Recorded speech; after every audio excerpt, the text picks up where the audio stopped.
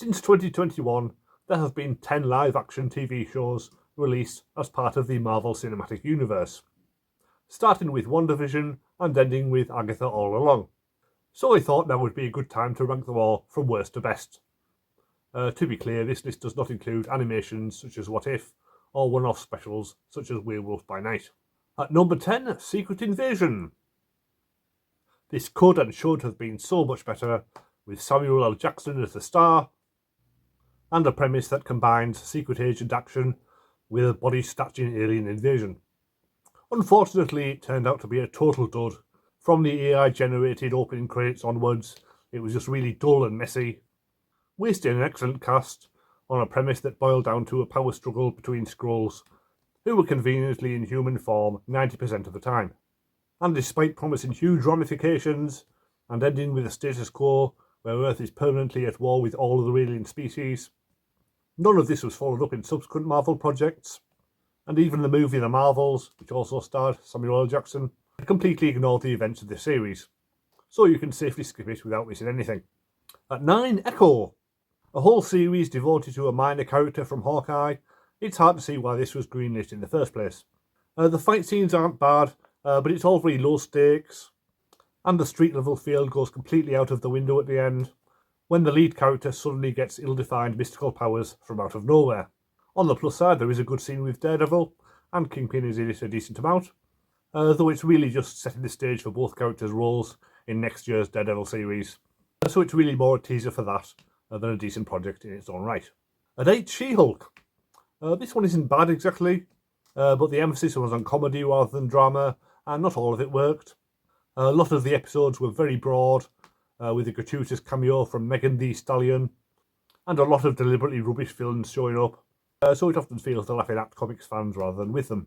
But Tatiana Maslany gave a fine performance in the lead role, both as Jennifer and as She-Hulk, and all the Deadpool-style fourth wall breaking was very refreshing, culminating in a wildly metafictional ending, where She-Hulk completely broke down the fourth wall and went through it, which was a definite high point, although they did end up skipping the resolution of the entire series plot.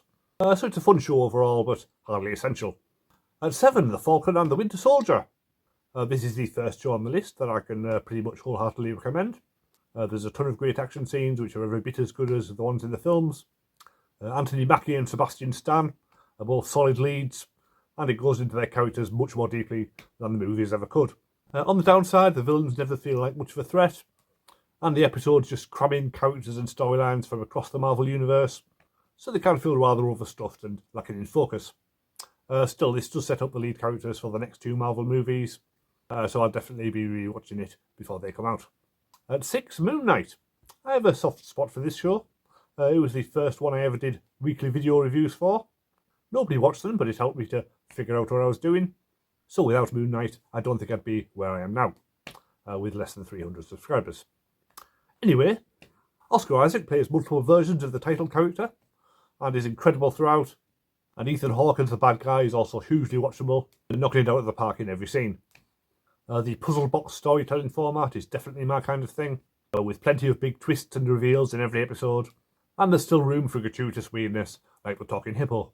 There's maybe a few too many scenes where the lead blacks out before a fight sequence and wakes up immediately after, which feels suspiciously like them cheaping out on showing any action. Although it is explained at the end, so I guess you can't really complain. Still, I would definitely like to see another season like this. At 5, Loki. After the first season, I would have rated this much higher. It was a wonderful romp through the weirder side of the MCU. Loki was a compelling anti-hero, not quite the villain he was in the movies, but definitely just out for himself. And there was all manner of new characters and concepts introduced in every episode. Unfortunately, the second season was a bit of a letdown. The TVA went from being villains to Loki's friend group, and the series was all about saving them all. When in the first season they were all mass murderers, killing billions of people with every timeline wiped out, and there was far too much focus on setting up the character of Kang for future movies, which will now never happen. Still, the ending was strong, and I will probably watch it all again at some point to see if it all hangs together. At 4, Ms. Marvel. I've followed the comics version since it started, so I was very much invested in how this would turn out, and I was not disappointed. There were significant differences, but overall it definitely captured the basic feel of the comic. Iman Vellani was perfect casting as Kamala Khan.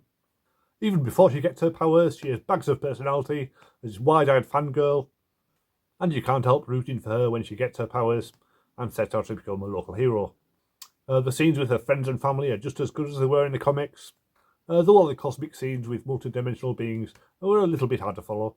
This laid the groundwork for the Marvels and ensured that Kamala and her family were definitely the best parts of that movie. But I would still like to see a proper follow-up series at some point. At 3, Hawkeye. Another one where the comic was already a favourite of mine, and this definitely lived up to it. It's got lots of humour, great action scenes, and strong characters. Jeremy Renner was probably better here than he was in any of the Avengers movies, as the grizzled old veteran coming out of retirement for one last job, and Haley Steinfeld was excellent as Kate Bishop, his idealistic young protege, and together they made a very likeable duo. Plus there was a memorable guest performance from Florence Pugh and Vincent D'Onofrio back as the Kingpin for the first time since the Netflix series ended. It was just a wonderful show, and hopefully there'll be another series eventually. At 2, Agatha All Along. I didn't have high expectations for this. On paper it was a really bad idea, but it turned out to be one of the best MCU shows. The first episode is a wonderful parody of gritty crime dramas. Then the next 2 episodes it becomes more of a comedy, with Agatha assembling her quirky group of witches and embarking on a series of escape rooms, which frankly get a bit repetitive after a while, and halfway through you do start to wonder if the show's got anything more to offer. But it all manages to turn around in the last few episodes. Episode 7 is a wonderfully non-linear piece of work, focusing on Patti LuPone's character as she drifts between different time periods and manages to make sense of a lot of random elements from the previous episodes, tying them all together in a wonderfully emotional story. And the final 2 episodes are full of surprises and revelations that show the writers were working on a whole other level than was apparent at first viewing. Catherine Hahn is excellent throughout. The character does become more sympathetic as you learn about her backstory, but she still manages to keep her villainous edge. And Aubrey Plaza is more than a match for her. Their scenes together are full of chemistry, but really the whole cast gives great performances, and it's definitely well worth watching. At 1, Wandavision, the first of the MCU series. I rewatched it just before Agatha started, and I'd say it still just about comes out on top. Elizabeth Olsen and Paul Bettany are fantastic leads. They both do equally well with drama and comedy. The conceit of every episode being styled after a different sitcom decade was wonderfully original, and the mystery of what was really going on was compelling, especially when Nathan Peters showed up, apparently playing the same character he did in the X-Men movies. And there was strong support from Kat Dennings and Randall Park. Their characters should definitely have their own spin-off by now.